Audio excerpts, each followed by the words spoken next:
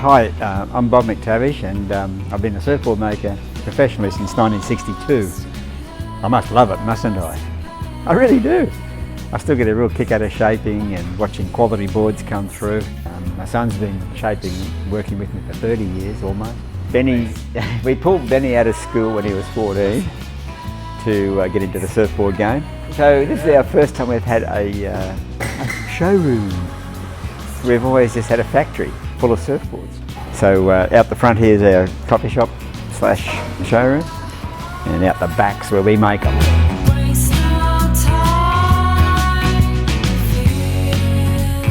Photo on the wall is Derek Beckner, the first Californian guy to settle in the bay back in 1964. So surfboards. This one's probably notable because this is a remake of what I was shaping and riding in 1966. Same redwood stringer, same 10-ounce glassing Volan from the 60s, old boat glass. Same recessed thin mounting, so there's a clean water flow running over the supporting glass. The same Volan fin. There's even a couple of nails in there. That's the way we used to fit the fins back in the 60s, was put a couple of nails and press it down into the glass job. 50-year-old remakes, and no one else can do them except me and Ben. Because I did them back in the 60s. I've been involved with every change in board shapes since the beginning, right down to, from original 9'6" logs, right through the shortboard revolution, right down through all the gun era, right down to little white shortboards, and all the way back up again into the modern era of retro and longboards. So I love the big changes, and still fooling around with 12-foot boards again now. That's the next big change, is gliders, 12-foot gliders, twin fins, and then the last 4 templates represent the last 20 years of the rebirth of longboarding and retro. But that's a history line right there. My absolute favourite, in fact the best board I ever rode in my life, was a thing we called the Rincon, because I rode it at Rincon in California, and also at Rincon in Puerto Rico. And so it's called the Rincon, which means little corner. Beautiful, simple, low rocker, easy paddling, easy entry, soft tail rocker, and the faintest hit of V in the tail. This was sort of the end of the V bottom era. And so that you surf hard off the tail, and you can shuffle forward just a little to get the glide down the line. This is called the Butterball because it was my nickname when I was about, toddler? 4 or 5? Benny Butterball.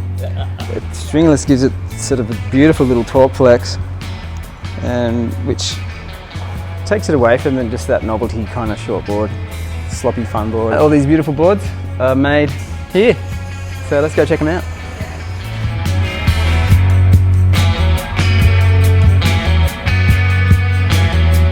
Upstairs is where Benny and I shape. You can see we're well ahead of the glasses. The boards are shaped upstairs, brought down here, racked up, ready for laminate. 12.6 down to 5.3. We're crossing everything. Yeah. The boards are all glass in this area. The sand floor is our release agent. So all the excess resin falls onto the sand, and you can just bust it up, ready for dumping. So after the boards are glassed, they head in here for sanding, glossing, polishing and pin lines. So here, this is where all the paint work happens. So that's a classic painted board with the stringers taped out, so it's painted everywhere except on the wood of the stringers. He pre-mixes all these colours for a 12-month season. We have a colour wheel, and he mixes the paints in bulk, and every year we give him a fresh colour wheel. So surfboards are all about performance. This is where it happens. So this is upstairs in the shaping area. Come in and see what Benny's doing. It's a little Butterball. Trying to stuff as much foam as possible in the smallest amount of board without it being ridiculous novelty, of course. So I don't know. I love this kind of stuff. Powerful planing section. It's got like a rail line of a 6'6". About to drop the single concave in it. So, yeah, it runs concave pretty much nose to tail, but not really edge to edge. Kind of just dishes through the guts here. Just flattening that planing surface, what you taught me. Big engine room. Slippery kind of thin setup that lets it pivot on its corners. So yeah, the cruddier the wave, the better this goes. It stores energy in turns and releases out of turns. It's kind of been a bit of a go-to board for a lot of guys at the moment. The Rincon, this is one of my favourite templates. It's, like I said, the first successful shortboard, 1969 or 68. A very raky tail. It's a 15-inch tail, which is just big enough to get your foot across and get good control with a single fin. 16-inch nose. It's become really popular with a whole new young generation of retro surfers. It's a sweet board to ride.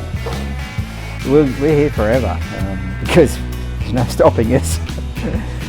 We just love making surfboards.